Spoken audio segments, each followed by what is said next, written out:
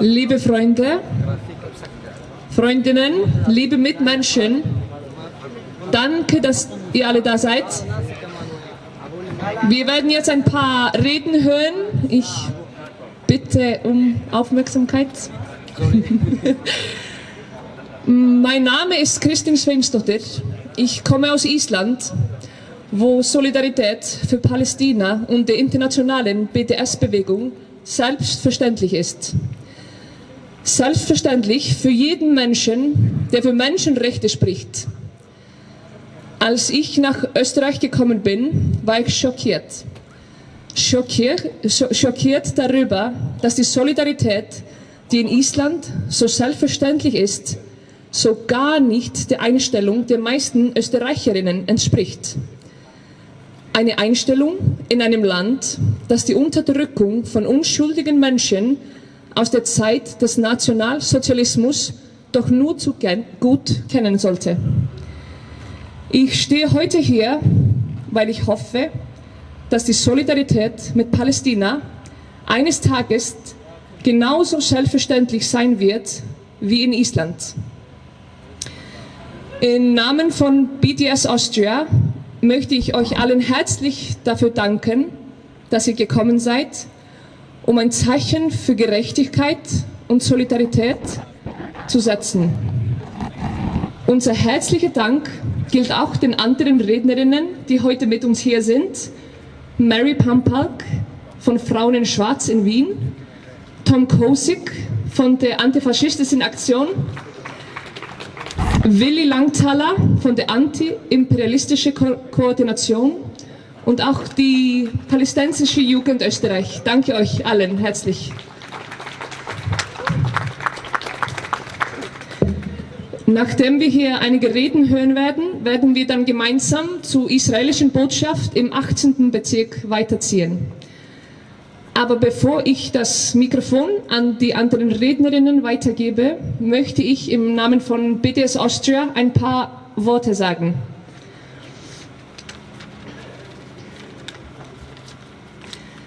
Wir sind hier und heute zusammengekommen, um uns für die Israeli Apartheid Week 2019 in Wien einzusetzen. Dieses Jahr findet die EAW schon in über 200 Städten weltweit statt. Das ist ein gutes Zeichen. Das Ziel der Israeli Apartheid Week ist ein Bewusstsein für die Verbrechen des israelischen Apartheidsregimes zu schaffen und Unterstützung für die ständig wachsende BDS-Bewegung aufzubauen. Seitdem ich in Österreich bin, höre ich immer wieder, dass der Palästina-Israel-Konflikt einfach zu kompliziert ist und dass es dafür sowieso keine Lösung gibt. Ja, warum sollte man sich also dafür einsetzen?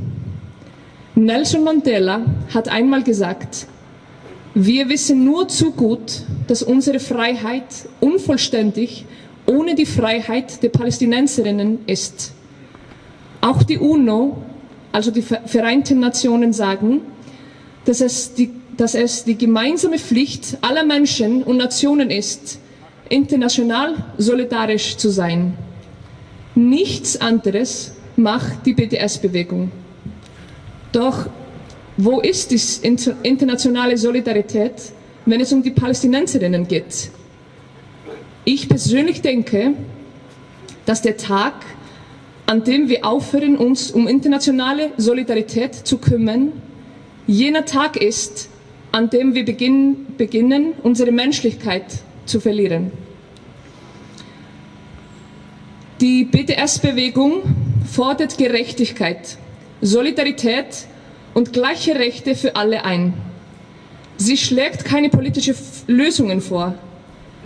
Die einzige und legitime Forderung unserer internationalen Boykottbewegung ist, dass Israel und seine Verbündeten das internationale Recht einhalten und den universellen Prinzipien der Menschenrechte nachkommen. Ist es wirklich so kompliziert, wie es immer behauptet wird? Oder wollen viele einfach nicht genau hinschauen?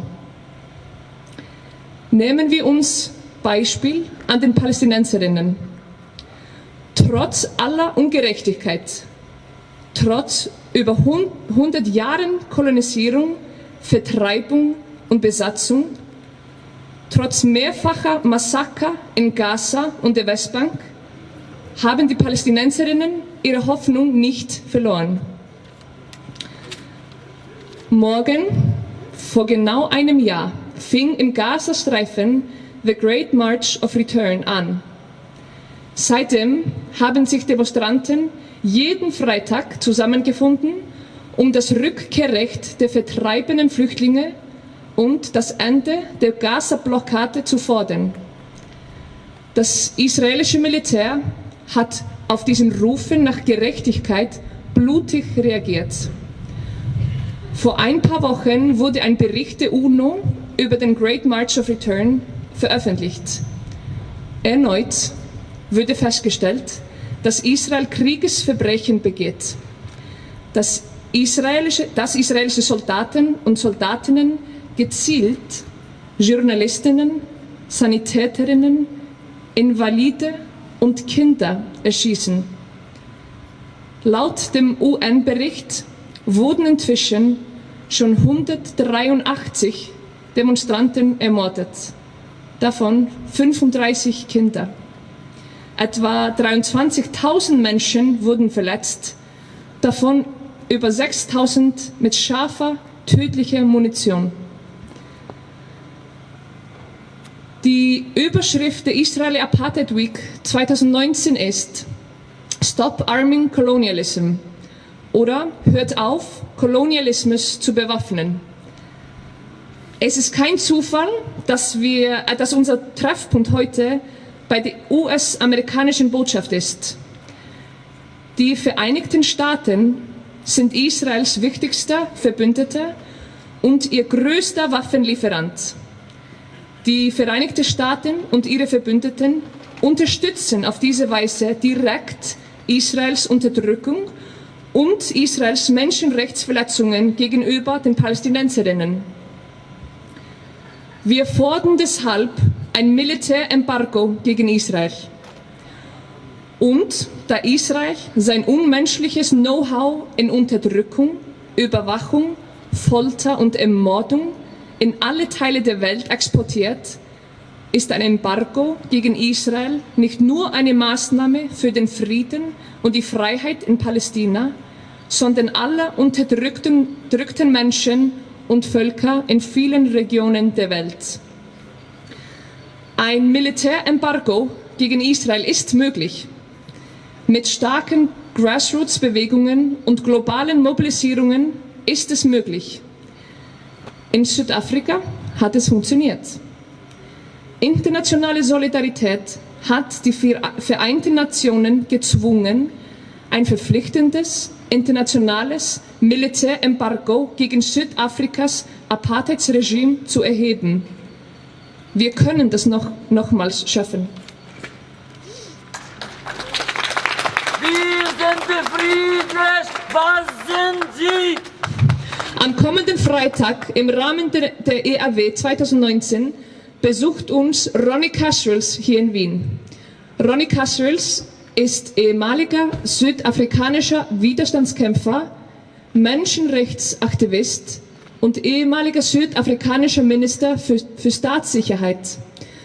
Ronnie Kasrils hat eng mit Nelson Mandela zusammengearbeitet. Er ist ein lebendiges Beispiel dafür, dass Widerstand und internationale Solidarität zum Sieg führen können, und wie Nelson Mandela weiß auch Ronnie nur zu gut, dass unsere Freiheit unvollständig bleibt ohne die Freiheit der Palästinenserinnen. Wir können viel von Ronnie und seinen Erfahrungen lernen.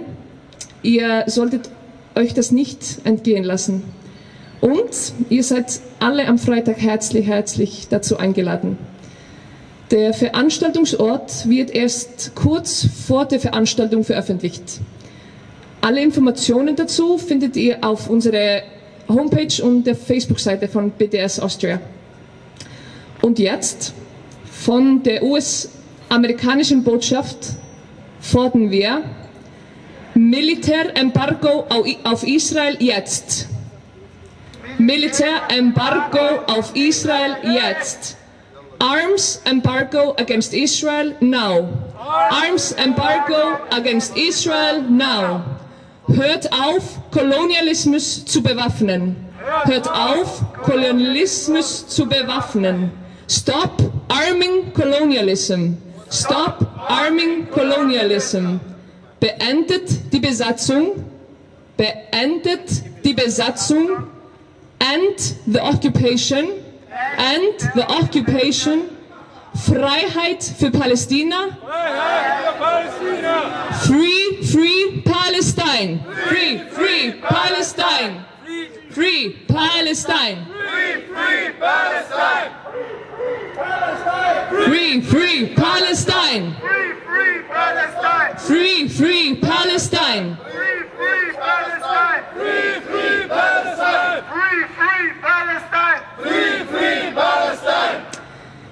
Ich möchte jetzt die nächste Rednerin herzlich einladen, zu mir zu kommen.